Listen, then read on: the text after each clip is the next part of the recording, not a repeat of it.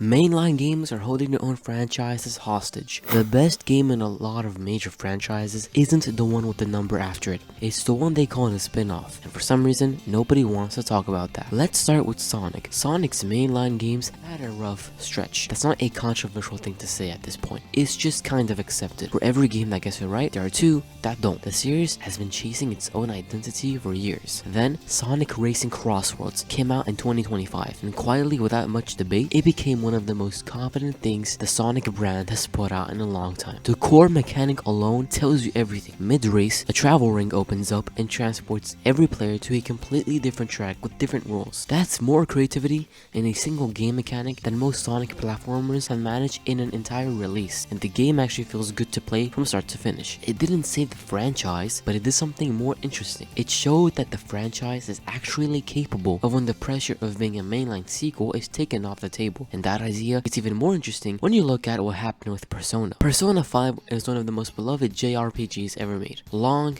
detailed, and full of characters people genuinely care about. So when Persona 5 Strikers came out as a spin-off, an action game developed with Koei Tecmo, most people assumed it was going to be a side story, something light, something that didn't really matter. It wasn't that. Strikers is a direct continuation of Persona 5's story. The same characters, the same relationships, but this time in a completely different format. The turn-based combat was replaced with real-time action, and instead of months-long palace dungeons, the pacing moved. It actually moved. That pacing difference exposed something. Persona 5, for all its brilliance, asks a lot of your time. Before it gives you its best moments, Strikers doesn't have that problem. It gets to the point. It lets characters breathe in a way that feel earned, and it sticks the landing emotionally in a way that surprised a lot of the people who went in expecting very little. It's a different kind of game, but for a lot of people, it was better use of those characters than parts of the original. That's not a small thing to say about one of the most respected RPGs of its generation, which brings us to the one franchise where a spin-off didn't just compete with the mainline games, it lapped at them entirely. Mario Party is technically a spin-off. It always has been. It takes the Mario cast and puts them in a completely different context. No platforming, no saving anyone, just a board game with 100 things trying to go wrong at once. And Super Mario Party Jamboree, released in 2024, is the best the series has ever been. 7 boards, over 100 mini games, and a version of the formula that finally feels complete. Here's what's worth paying attention to. Think about the last time a mainline Mario game created a memory you still talk about. Now think about the last time Mario Party did. For a lot of people, the answer isn't even close. Jamboree doesn't just entertain, it creates moments, the kind that come up in conversations weeks later because of how chaotic or unfair or genuinely funny they were. A platformer, no matter how good, can't really do that. It's a solo experience by design. Mario Party exists in a space the mainline games were never built for, and Jamboree proves that it is just as valuable. Spin-offs get treated like they're optional, like they're content for people who already finished the real thing.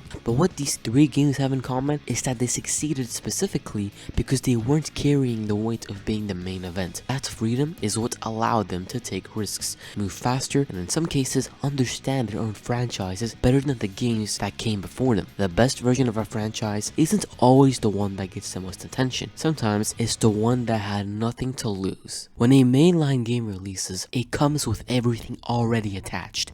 The history, the reputation, the built-in audience. People show up ready to care. The marketing is bigger. The coverage is louder. The conversation starts before the game even comes out. There's a framework in place that tells you this matters, and so you treat it like it does. A spin-off gets none of that. It shows up quieter, sometimes with a different developer, sometimes in a completely different genre. And the first instinct most people have is to rank it below the main series before they've even touched it. Not because of anything in the game itself, just because of what it's called.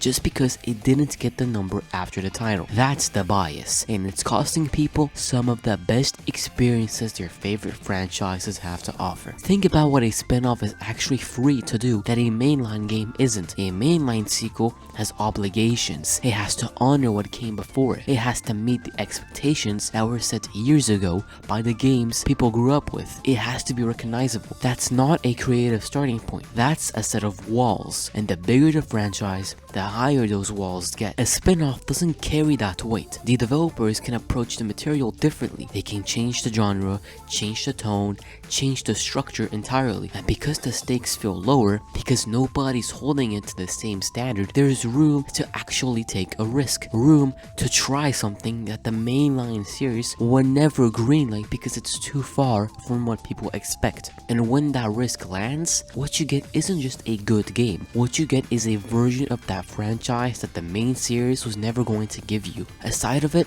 that only exists because someone was allowed to go somewhere the core games couldn't. That's what Sonic Racing CrossWorlds did. That's what Persona Strikers did. And that's what Super Mario Party Jamboree did. Maybe more quietly than the other two, but just as meaningfully. Mario Party is not supposed to be the emotional center of the Mario franchise. It's not supposed to be the game people remember most. And yet Jamboree creates the kind of moments that stay with people. The chaos, the arguments, the completely unfair last second reveals. Those become stories. And that's something a platformer, by its very nature, is not designed to give you. The thing all three of these games have in common is that none of them were supposed to be this good. Not according to the way the industry positions these things.